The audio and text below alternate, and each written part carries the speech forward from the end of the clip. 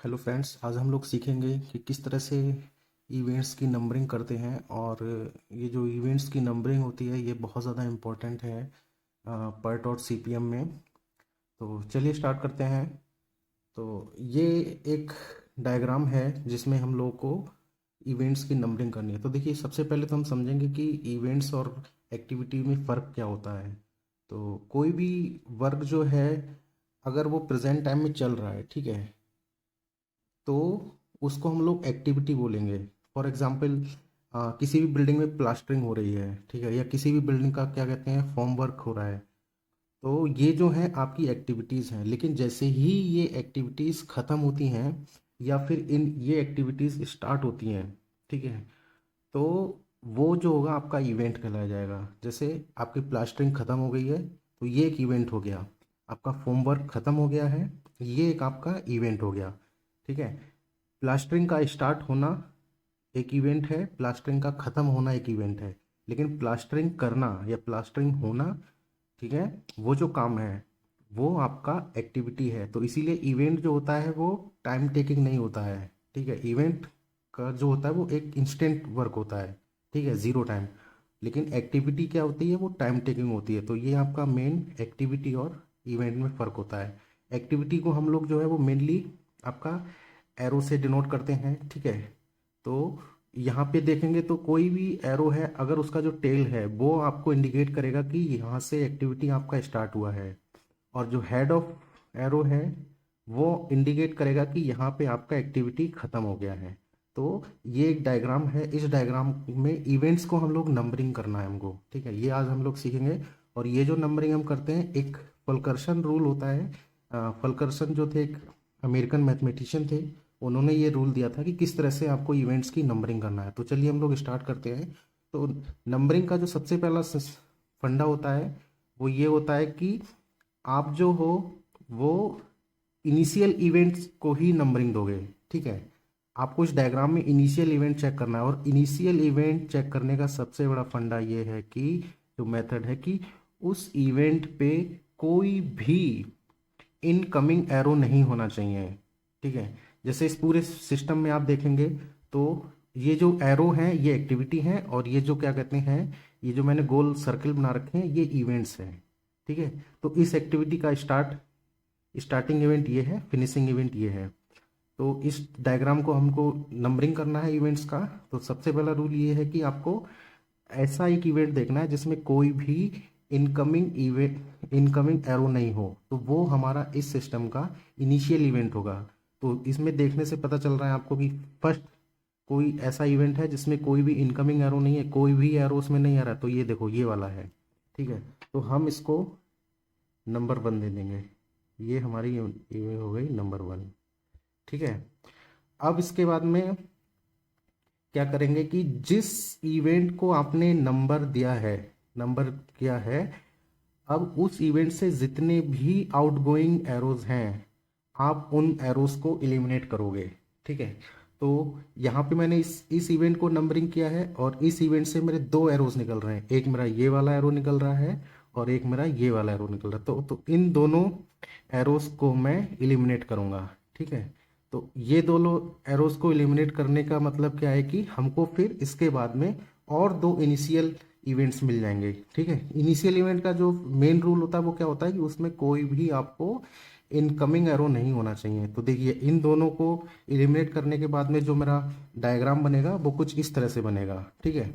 इसको मैंने बंद कर दिया, और इससे जो भी एरो निकल रहे थे उनको मैंने एलिमिनेट कर दिया। अब मेरे को दो फिर से इनिशियल इवेंट मिल गए, ठीक है। अब मैं इनको फिर से नंबरिंग कर दूंगा। अब देखिए, चाहे मैं इसको 2 कर दूं, चाहे मैं इसको 2 कर दूं, ठीक है। अगर मैं इसको 2 करूंगा तो इसको मेरे को 3 करना पड़ेगा, अगर मैं इसको 2 करूंगा तो इसको मेरे को 3 करना पड़ेगा। तो वो आपकी इच्छा के अनुसार है, ठीक है, कोई भी गलत नहीं है, आप कर सकते हो। तो उस टाइम बिंग के लिए समझिए कि मैंने इसको 2 कर दिया और ये मैंने इसको 3 कर दिया, ठीक है। अब इसके बाद में जितने भी इवेंट्स की हमने नंबरिंग की है, अब उन इवेंट से जितनी भी आउटगोइंग एरोज हैं वो हमको सारे एलिमिनेट करने पड़ेंगे। अब देखिए मैंने यहाँ पे दो इवेंट्स की नंबरिंग की है, तो इन दोनों से जितने भी एरोज जा रहे हैं, एक मेरा ये जा रहा है, ठीक है, और एक मेरा ये वाला एरो जा रहा है, और इस 3 नंबर्स के इवेंट से एक मेरा ये एरो है आउटगोइंग और एक ये आउटगोइंग एरो है। तो ये चारों एरोज अब मेरे को एलिमिनेट करने पड़ेंगे। क्यों? ताकि मुझे आगे इनिशियल इवेंट्स मिल जाएं। और इनिशियल इवेंट्स क्या होते हैं? जिसपे कोई भी आपका इनकमिंग एरो नहीं हो। अब ये एलिमिनेट करने के बाद में मुझे जो डायग्राम मिलेगा वो कुछ इस तरह का मिलेगा, ठीक है, इस तरह का मुझे डायग्राम मिलेगा। अब देखिए मैंने 2 नंबर से जितने भी जो भी एरो दो निकल रहे थे उनको एलिमिनेट कर दिया, 3 से जो निकल रहे थे उनको एलिमिनेट कर दिया। अब मेरे पास बताइए, आपको देखने से पता चलेगा कि सिर्फ ये दो इवेंट ऐसे हैं जिनमें कोई भी इनकमिंग क्या कहते हैं एरो नहीं आ रहा है, ठीक है।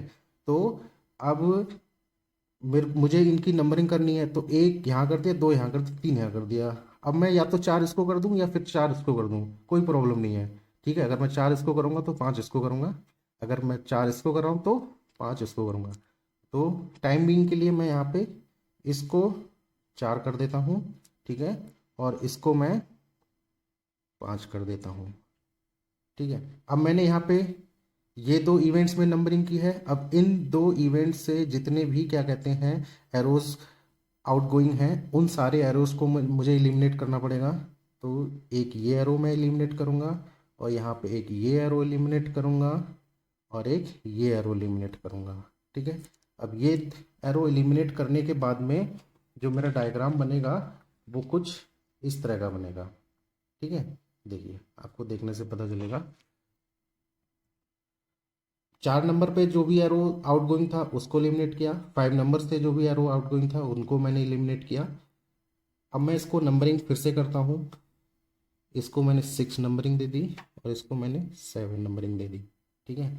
अब 6 और 7 को मैंने नंबर दिया है इवेंट्स को। अब इससे जितने भी एरोज क्या कहते हैं आउटगोइंग हैं, उन एरोज को मुझे एलिमिनेट करना है। तो यहाँ से देखो, इससे ये वाला एरो जा रहा है, इसको एलिमिनेट कर रहा हूँ, और ये वाला एरो जा रहा है, इसको एलिमिनेट कर रहा हूँ। एरोज को एलिमिनेट करने का रूल सिर्फ ये है ताकि हमको और भी इनिशियल इवेंट्स मिल जाएं, क्योंकि हम जो अपनी नंबरिंग है वो सिर्फ और सिर्फ इनिशियल इवेंट्स की करते हैं, ठीक है।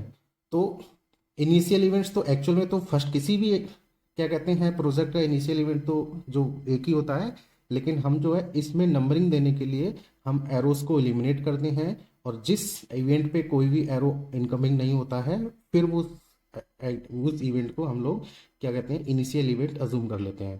तो यहाँ से 6 और 7 से दो एरोज निकल रहे थे, इन दोनों को मैंने एलिमिनेट कर दिया। और इन दोनों को एलिमिनेट करने के बाद में जो मेरा डायग्राम बनेगा वो मेरा डायग्राम कुछ इस तरह का बनेगा, ठीक है।